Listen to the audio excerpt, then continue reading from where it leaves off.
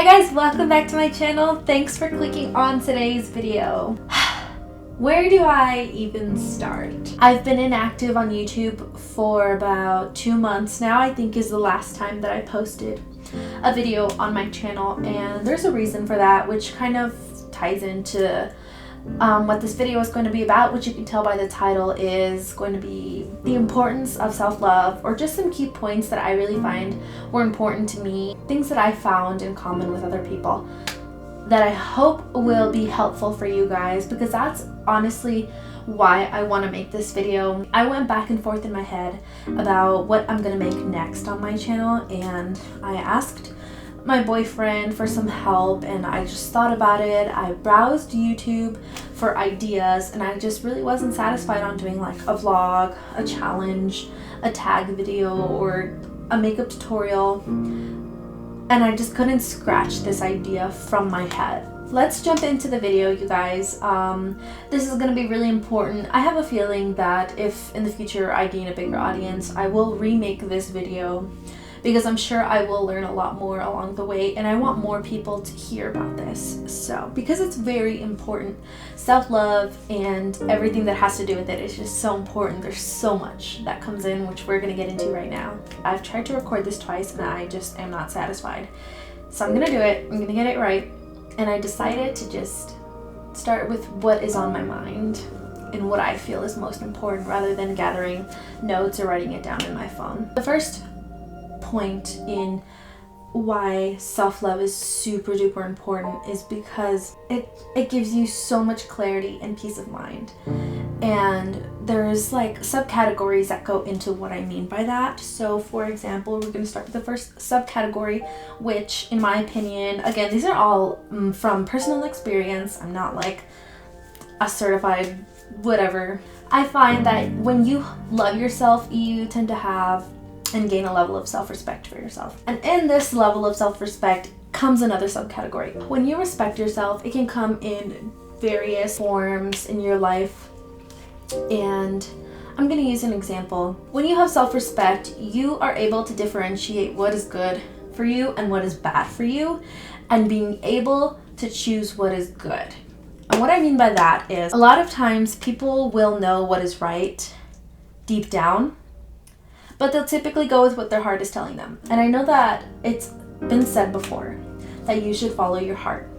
And I agree to a certain extent. If you're in a relationship and you're being abused in some way, mentally or physically, you know deep down that it's wrong, even though your heart is like, no, like stay, they might change. They're probably doing this because they love me, because they say that they love me. So in the scenario that I just gave you, this person, I guess we'll use myself for example, I knew what was right versus what is wrong. Deep down I knew that I shouldn't be in that position, but I continued to be in that position because I let myself be there. And that is not having respect for yourself. Having respect for yourself is being able to differentiate the two, and then being able to say, why would someone who claims to love me do these things to me? Being able to choose what is right and what is wrong for yourself, and then actually following through with that, is self-respect. And when you have that, that then falls into the original main point that I started with, which was calamity and peace of mind. Because it's true, when you have that mindset of, okay, this is wrong for me, I shouldn't be here, I'm gonna leave. That's respecting yourself. Then you begin to feel at peace, and you begin to feel like you have control of your life. A lot of things in life you can't control. That's okay, because there's always going to be a lesson to learn. Okay, the next point is it's very broad and vague. When you love yourself, what's really important is that your mindset has now changed. I'm going to give you a few examples, and these are things that I say to myself every day. I have been on this journey of self-love for about 3 years now. It's very much a process, and I don't think that there's ever going to be an end. I just think that you learn every day. You learn new things about yourself all of the time. But it's a journey that once you get there and you're on board, it's so worth it. These next few examples are ways of thinking that I've used personally within these past 3 years of being on this journey of self-love. And the first one is that anytime I come into a situation that is challenging, or it poses a threat, or it's sad, I always come out on the other side thinking, okay, well, at least it made me stronger, and at least I learned a new lesson. because, and also, at least it's not the end of the world for me. At least, you know, at least I'm still healthy and I have a great family, and it's obviously it's very circumstantial, so it'll be different for everybody, but there's always going to be a brighter side. I promise you. It's so much about your mindset, and I know for a lot of people who suffer with things like depression, it's a lot harder. Trust me, I know that everything that is going to be mentioned in this video is so much easier said than done.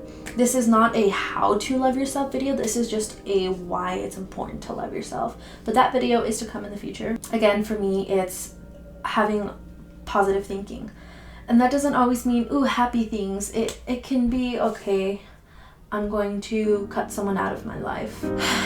Positive thinking doesn't always mean smiles and butterflies. It means doing what's best for yourself. You're so cute. Next point on my list is point number 3, I guess, is what I'm at right now, would be once you love yourself, you're actually, what is the word I'm looking for? Like when you're, like, things are manifesting. You begin to manifest new people, new opportunities. If you feel like, oh, nothing ever goes my way, or bad things are always happening to me, you need to change your mindset, your habits, and your behaviors. And you need to start thinking what is healthy in your life versus what is toxic, and kind of start from there. In order for this video to be a little more helpful and relatable, because I want this video to be relatable, I want people to watch this and be able to say, okay, I see myself in some of the situations that she's describing, or you just resonate with it in any way. I want to give you an example of a situation that I was in, and I was very naive at the time. I was 14 years old, so of course I was very naive. I was in high school and I was getting into a relationship that ended up being extremely toxic because I was constantly being manipulated, controlled, told what I couldn't wear, who I couldn't talk to, who I couldn't look at. What I mean by look at is, and this, I'm not trying to drag this person, these are just facts. What I mean by look at is, like, if I was walking in my school hallway and, you know, you walk to class, you visibly see other human beings in the hallway, like, I couldn't do that. So I would walk with my head down, like, looking at everybody's feet until I got to my class. I know, it was that bad. Maybe I'll do a video on it, maybe not though, because I wouldn't really want that person to see this. That's letting them control me. You know what? If it helps somebody one day, I'm gonna do it. Anyways, back to the story. I was being manipulated, controlled, and again, I was super naive, and this was my first, like, real relationship, so of course I was in love and doing whatever they told me to do, and they ended up cheating on me a few times in the relationship. It's a story, I promise you. It's a story, but for the sake of time, in a nutshell, is a very toxic relationship. And it wasn't until we broke up that I was absolutely distraught. After I got cheated on with, I was still in the relationship with this person. Did I say cheated on with? After I got cheated on, I was still in this relationship with this person. So I remember I was feeling really insecure because I was lurking on these people's, like, personal Facebook pages and comparing myself to them. So I was already, like, feeling very insecure in the relationship. So then when he ended the relationship, I was just that much more insecure because I just felt like I wasn't capable of being loved. I didn't feel like I was enough. So very distraught and heartbroken and just torn down to my core. And I'm a person who gets a lot of social anxiety. So in school I didn't really have that many friends. So I didn't have anyone to really turn to or talk to about how I was feeling. So everything was internalized. Everything was me doing it by myself.